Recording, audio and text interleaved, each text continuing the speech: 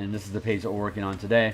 So we zoom in, we peel it out, we drop it into Photoshop, and we work on it. And here's our references that we're using for our color references, because I don't see color. So I have to use photos to extract color references from, like this color that we're using right now. I pulled out of roughly here.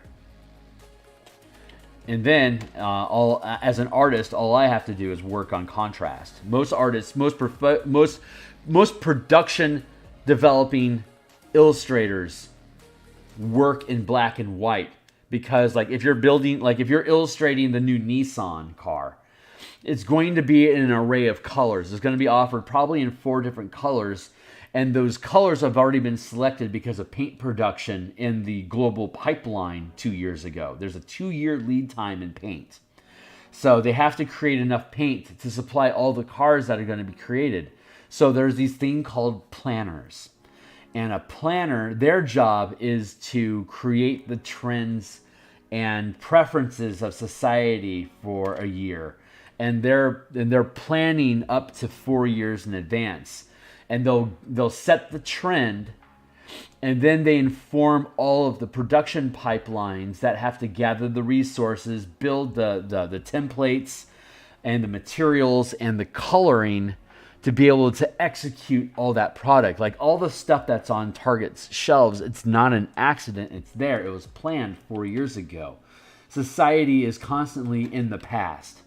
And the planners, these professional planners, are putting together what Taylor Swift is going to be wearing in the next video that she produces. But she's only producing those videos 6 months in advance.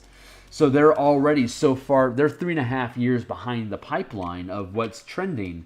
So whatever it is that her brain gloms onto as liking is part of the societal programming that she has as American woman. And she's going to follow the trends that her belief system is synchronized with. I'm going to tap away. I don't like that density there. I want to maybe drop that down into a... So Nissan,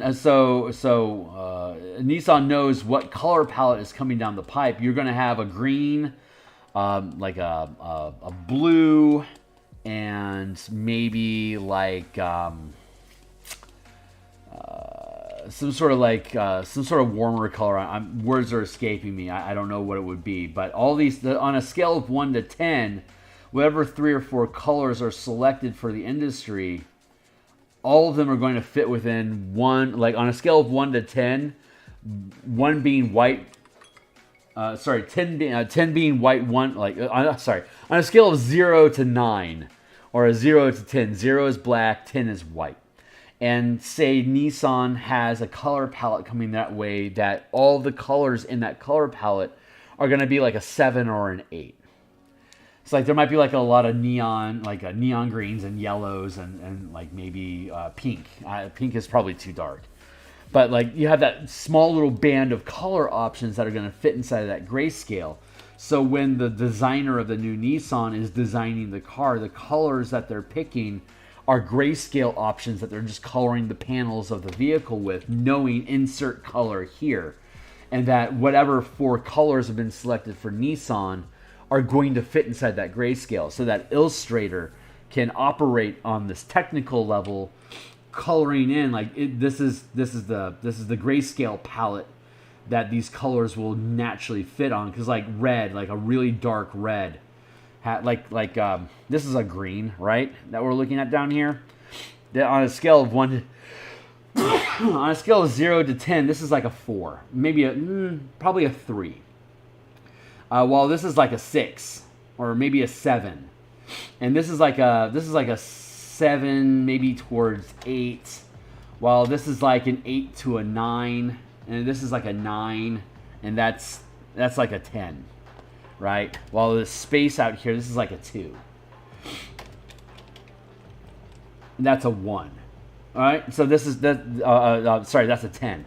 So on your 0 to 10 scale, that's how grayscaling works, and that's how industries overlay color on it. So an illustrator, somebody that does technical design work for physical product that's going to be painted, they don't have to see color. They just have to be able to create cool things that look good in grayscale.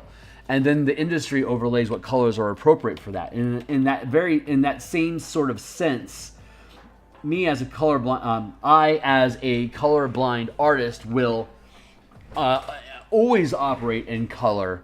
So when I'm imagining or being fed a piece through inspiration, I'll have an idea of, I need this to be a lighter color than, say, over here, because I'm working this hill here facing this planet, so it's going to have more highlight in here like this, right?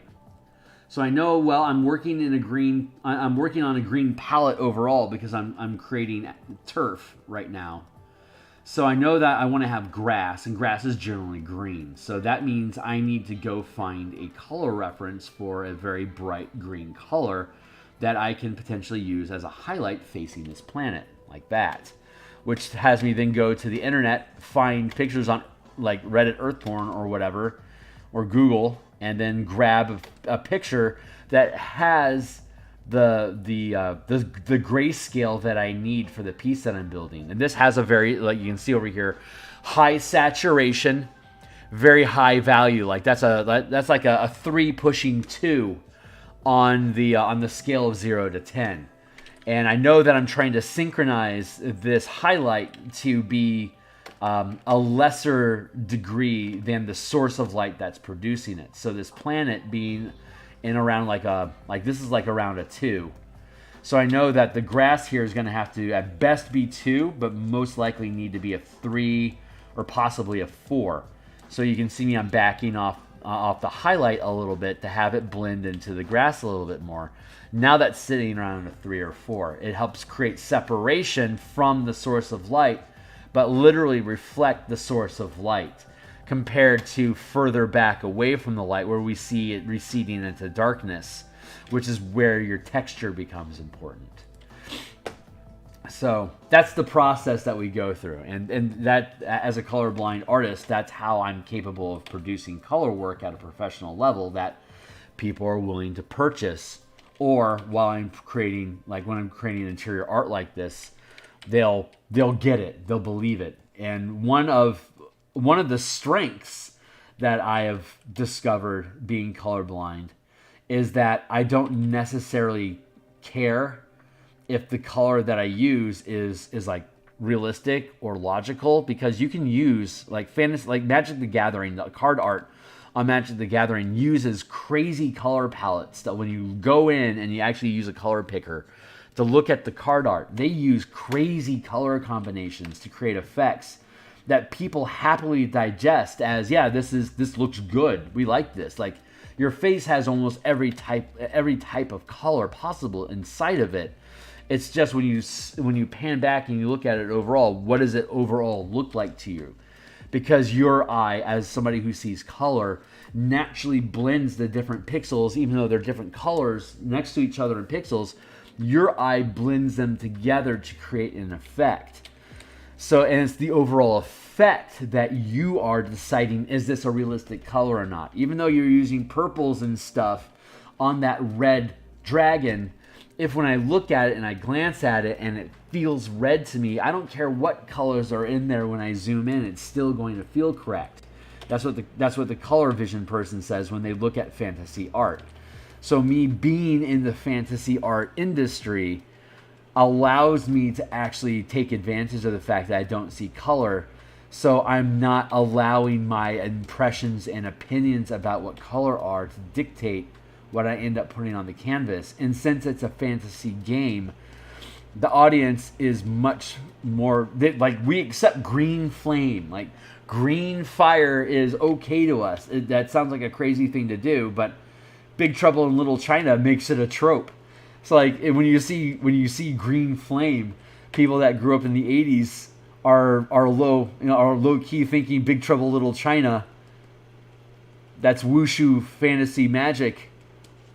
That fits in my D&D game. It's like you can get away with green fire if that's what fits. I have enough color theory, and I went to college, to learn color theory professionally. So I understand at an academic level, I mean literally at an academic level, I can understand like what I can and can't sort of get away with, what type of colors. Then it's just a matter of me understanding, like, I know this is green because of the way the RGB is arranged. I know that if I have R equal with G, it becomes yellow, and if I push up the B a little bit, it will become gold.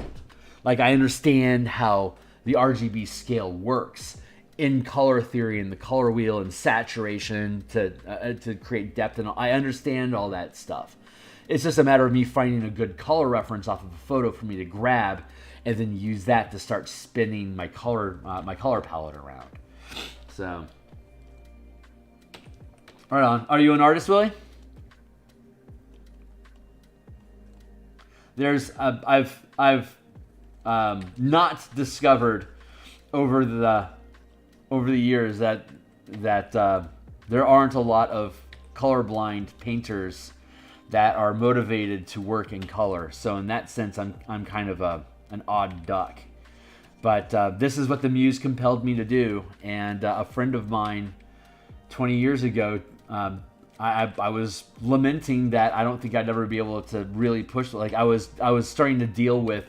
This is the era of time when broadband was becoming available, so that people like in Indonesia and Croatia or wherever, Singapore, could compete on the global market in illustration and have a much lower lifestyle cost of living.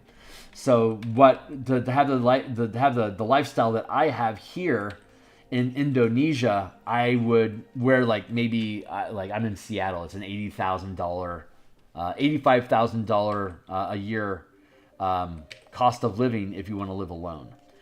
So in Indonesia, it's not $85,000 a year. It's like 20.